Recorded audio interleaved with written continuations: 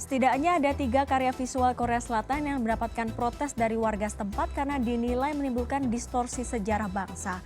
Untuk mengetahui latar belakang budaya dan sejarah masyarakat Korea Selatan dalam menyikapi protes terhadap sebuah karya seni, sudah bergabung melalui Zoom Eva Latifah, dosen Prodi Ilmu Bahasa dan Kebudayaan Korea di Universitas Indonesia. Halo, selamat malam Ibu Eva.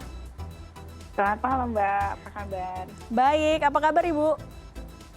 Alhamdulillah.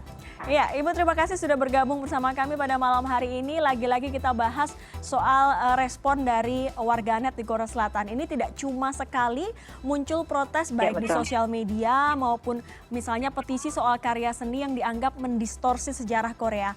Apa yang sebenarnya terjadi? Ya, jadi untuk ini memang karena ceritanya dianggap berlawanan gitu ya dengan sejarah perjuangan demokrasi. Karena kan kita tahu ya kalau perjuangan demokrasi Korea tahun 1987 itu dianggap sebagai pilar gitu ya untuk pro demokrasi gitu. Jadi ketika ada cerita bahwa di situ ada mata-mata gitu ya, itu jadi membuat publik Korea merasa bahwa itu tidak sesuai dengan sejarah gitu. Jadi tidak ada mahasiswa yang pro demokrasi seperti itu. Jadi memang sebetulnya serunya ya kalau menurut saya, kalau drama Korea itu sebelum rilis biasanya sudah ada cerita. Ini mau ada apa sih gitu dramanya, sinopsisnya seperti apa, dan akhirnya publik bisa memberikan masukan gitu. Dan untuk drama Snowdrop ini sebetulnya kan itu artinya banyak orang yang merasa bahwa ini nggak usah dilanjutkan saja, stop saja gitu. Tapi ternyata tetap dirilis juga. Di awalnya sebetulnya sempat jadi trending gitu ya di Twitter gitu, orang reaksinya cukup banyak gitu ya, karena memang mungkin salah satu yang dinanti-nanti adalah kehadiran Jisoo dari Blackpink gitu.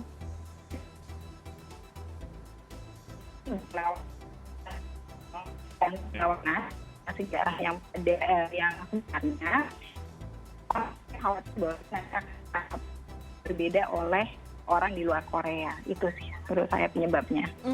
Bu Eva, boleh nggak kalau kami katakan bahwa meskipun sudah sejarah itu atau perang dingin antara kedua belah kelompok Korea Selatan maupun Korea Utara ini masih tetap kemudian menempel begitu erat di masyarakat yang sudah boleh dibilang masyarakat masa kini gitu ya Bu?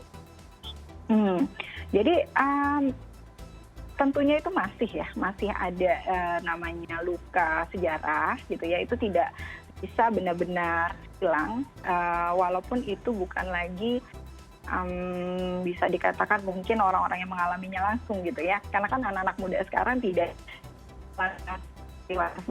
sebagian saja, tetapi mereka sangat concern itu tentang sejarah. Melalui drama gitu orang akan salah memahami sejarah yang sebenarnya gitu. Jadi memang salah satu hal yang menarik dari karya-karya yang ada di Korea gitu, baik itu novel, film atau drama, itu mereka harus sesuai gitu, harus menggambarkan realita.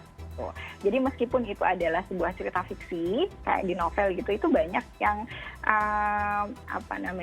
alirannya adalah realisme gitu. Jadi kalau seandainya pun itu ada fiksi di dalamnya, itu kalau misalnya ada ketersinggungan dengan satu titik sejarah tertentu gitu, itu mereka sangat concern untuk tidak berbeda, sangat jauh. Seperti Joseon Exorcist juga kan seperti itu, kasusnya selalu seperti itu. Dan saya rasa ini pada satu sisi mungkin jadi satu yang dianggap pembungkaman atau penghambat gitu bagi kreativitas sineas gitu ya, atau para pekerja seni gitu. Tapi pada sisi yang lain sebetulnya ini mendorong gitu ya orang atau pekerja seni untuk benar-benar mempersiapkan sebuah karya dengan baik-baik gitu, dengan sebenar-benarnya. Jadi tidak asal buat saja, tapi juga melalui riset, melalui penelitian, melalui studi yang sangat cukup gitu, untuk misalnya kalau mau menyinggung sebuah peristiwa tertentu berkaitan atau beririsan dengan satu kejadian tertentu di Korea gitu, Mbak. Dari studi yang Ibu Eva pelajari, apakah pemerintah Korea, dalam hal ini Korea Selatan, ini kemudian apa ya, membuat regulasi tertentu, atau ini memang sebuah etika atau nilai-nilai yang dipahami bersama soal bagaimana memahami dan mengerti, meriset soal sejarah? Sebetulnya kalau misalnya kita bicara soal kalau di sini kan ada Korea. Di Korea juga ada yang namanya sensor dari misalnya 70-an zaman Pak Chung Hee gitu ya, 80-an juga kemudian ada. Nah, meskipun kemudian setelah tahun 80-an akhir itu sensor itu sudah dan lebih kepada apakah konten ini sesuai dengan usia tertentu. Jadi tidak ke isi. Jadi isinya, kalau dulu tuh isi misalnya menyinggung soal Korea Utara gitu, itu nggak boleh. Isu yang mengkritik pemerintah itu nggak boleh. Sekarang itu sebetulnya kalau dari sisi di Korea itu tidak ada yang harus bagaimana itu tidak ada. Jadi kalau kita lihat sebetulnya lebih ke daya kritis dari masyarakat lebih gitu. Dan itu memang diperbolehkan ketika masyarakat mungkin dalam jumlah yang sekian besar gitu ya, misalnya menolak sebuah karya gitu ya, dan membuat petisi gitu, itu bisa dipertimbangkan kembali oleh badan sensor tersebut gitu. Tapi kalau sejarah merusak atau itu secara aturan sejauh yang saya katakan tidak ada, tapi lebih ke yang sudah dipahami oleh para sineas begitu ya. Kalau ingin membuat karya, dan itu di dalam setiap drama kan ada tulis di depannya ini misalnya ada fiksi dan segala macam, tapi masyarakat memang nilainya kalau dengan sejarah tertentu yang terutama sensitif gitu bagi mereka, itu mereka akan sangat sangat proaktif gitu untuk menilai gitu apakah ini layak atau tidak begitu.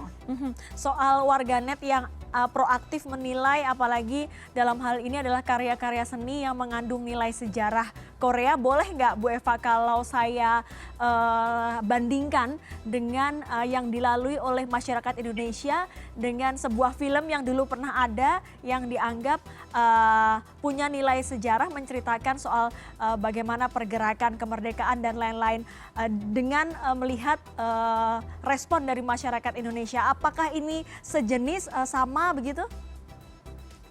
Saya rasa sebetulnya kalau respon dari masyarakat bisa sama ya. Mungkin waktu pas film Soekarno gitu itu kan juga sempat ada yang ramai gitu. Kalau Soekarno sebetulnya tidak layak kurang pantas untuk digambarkan seperti seorang yang hanya dari sisi dia suka dengan perempuan dan segala macam. Itu kan pernah sempat ya film itu dan cukup ramai gitu.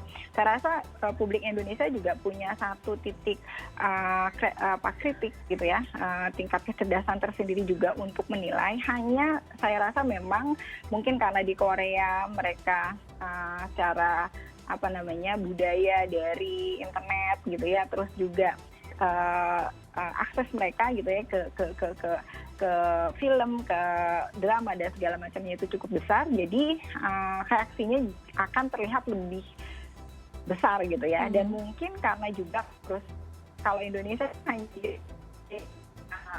kayak film Korea itu kan tidak sampai keluar gitu ya, tidak seperti film Korea atau drama Korea, jadi tingkat sensitivitas dari masyarakatnya gitu itu lebih tinggi lagi, karena ya itu mereka khawatir nanti seluruh dunia akan salah paham dengan sejarah mereka gitu, itu yang sering dijadikan alasan di dalam komentar-komentar gitu yang ada di netizennya Korea gitu. Dan sekarang memang jumlahnya itu sudah terus naik ya Mbak ya, sampai hampir 300 ribu lebih ya, 307 ribuan gitu, hampir segitu untuk sampai ke hari kemarin.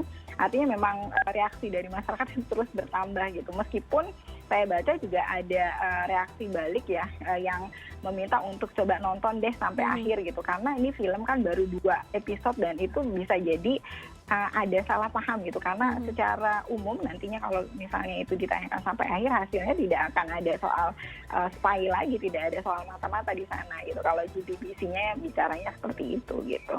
Jadi menarik sih kalau menurut saya melihat ini, karena akhirnya netizen di Korea itu seperti berhadapan gitu dengan netizen internasional, karena yang meminta agar petisi itu dihentikan untuk ayo coba nonton sampai akhir itu kebanyakan konon adalah para fansnya Blackpink gitu ya, yang internasional gitu, karena yang komentar itu banyak dalam bahasa Inggris gitu. Baik, terima kasih penjelasannya Ibu Eva Latifah, dosen Prodi Ilmu Bahasa dan Kebudayaan Korea Universitas Indonesia. Terima kasih sudah bergabung bersama kami pada malam hari ini. Ya, sama-sama Mbak Hari.